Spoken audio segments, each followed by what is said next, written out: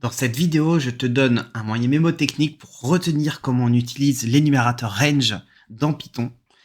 Et je te montre aussi les 3 façons de l'utiliser en prépa HEC. Avec ça, si ça tombe au concours, au moins, t'es sûr que là, ça ne te dérangera plus. Déranger, range, humour Python. Bref, alors on démarre avec mon moyen mémotechnique, donc range suivi de 3 nombres. Et je les appelle DOP. It's DOP, man. DOP. C'est mon moyen mémotechnique. D comme départ. O, alors tu peux choisir soit obstacle ou ouvert. Et P comme pas. Je m'explique. L'énumérateur range, ça donne une succession d'entiers. Attention, le mot entier est très important. La procédure est la suivante. Donc le premier nombre, c'est l'entier de départ. Le deuxième nombre, c'est ce que j'appelle l'entier obstacle ou l'entier ouvert. C'est la limite qu'on n'atteint pas, qu'on ne franchit pas. Donc on s'arrête donc à celui d'avant. C'est comme si j'avais l'intervalle ouvert DO, ici. Ou l'intervalle fermé D, au moins 1. Le troisième, c'est le nombre de pas. Ça indique de combien on avance. Ce pas, il peut être négatif. Exemple, parce que toujours bien voir avec des exemples. Si j'ai range 1, 19, 2, c'est-à-dire que le départ, c'est lui. L'obstacle, c'est lui. Et le pas, c'est 2. Donc si je regarde, je me dis, ok, je vais faire 1, j'avance de 2, 3, 5, etc. Jusqu'à 13, 15, 17. Et attention, 19 non, parce que 19 c'est ouvert, c'est l'obstacle, donc on n'atteint pas le 19. Donc je m'arrête ici à 17. Donc c'est pour ça que quand j'écris print là, c'est 17. Pareil quand j'ai 1, 20 et 2. Donc ici, je démarre à 1. L'obstacle c'est 20 et j'avance à chaque fois de 2. Donc 3, 5, 7, etc. Et donc j'arrive à 15, 17, 19. Et après, donc c'est 21, mais avant j'ai franchi l'obstacle 20.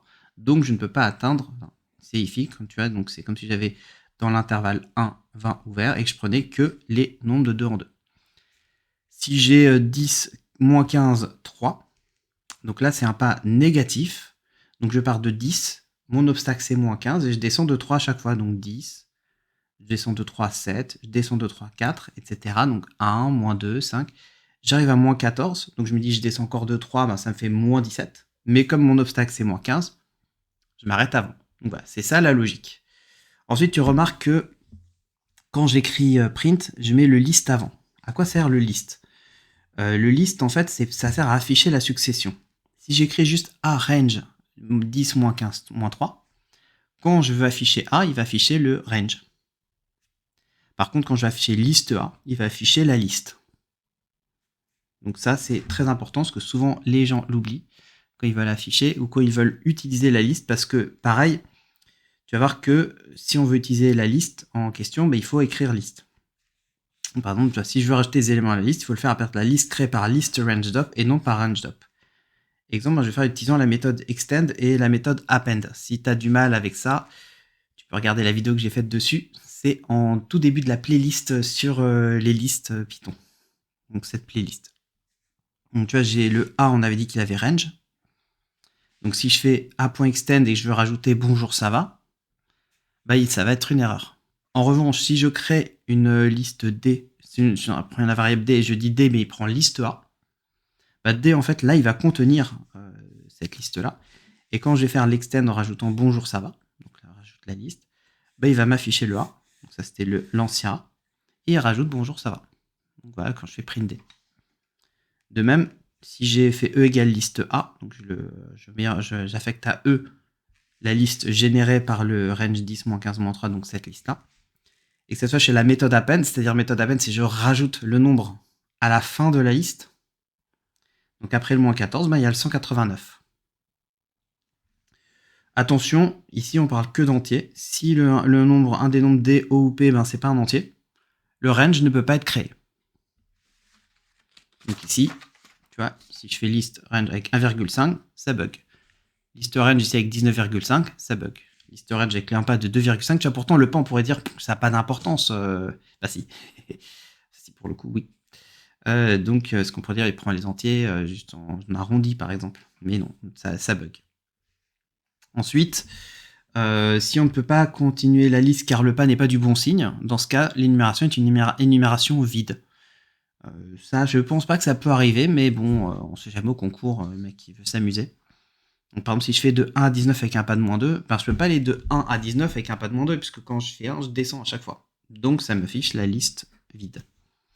Et alors, ce qui est intéressant, c'est que cette liste vide, on peut l'incrémenter. Donc là où ça peut arriver en revanche, c'est si tu as un nombre avec un n et que tu vois, ça t'évite de faire le cas où n est positif, le cas où n est négatif, parce que dans le cas où n est négatif, il n'y aurait rien dedans. Donc ça peut être utile. Ça évite de faire des sous-cas. Donc je fais b égale range 19, 1, 2. Donc là, ici, ben, on avait vu qu'ici, 19, 1, 2, pour aller de 19 à 1 avec un pas 2, on peut pas. Donc ma liste ici, c'est une liste vide. Si, alors pour rappel, hein, si je la rajoute à B avec la méthode extend, ça ne marche pas. En revanche, si je rajoute à liste B, où là, cette fois, j'ai vraiment la liste. Donc, je rajoute C, il a la liste de B, la liste générée par le range de B. Donc, je rajoute 1, 4, 7 à la liste vide. Dans ce cas, ben, on va avoir 1, 4, 7. Donc ça, voilà, c'était le moyen mnémotechnique. Maintenant, il y a aussi deux autres façons d'utiliser range en prépa HEC. Enfin, surtout en maths appliquée, parce que en maths appro, j'ai l'impression que ça tombe pas. C'est pas écrit au programme, mais c'est vrai que comme c'est au programme de seconde, techniquement, on sait jamais.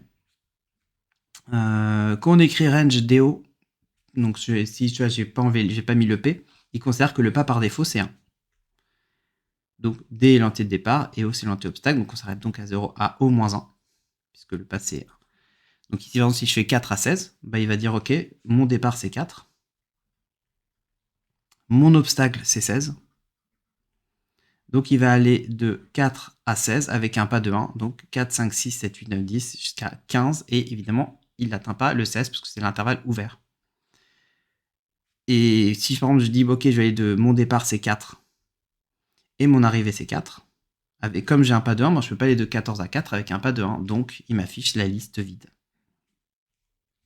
Quand je mets range O, donc cette fois c'est le départ qui a disparu, attention, c'est pas la fin qui a disparu. Il y a range O, c'est pour ça que je l'appelle range O. C'est juste l'obstacle. Donc on considère que le pas par défaut c'est de 1, comme ici.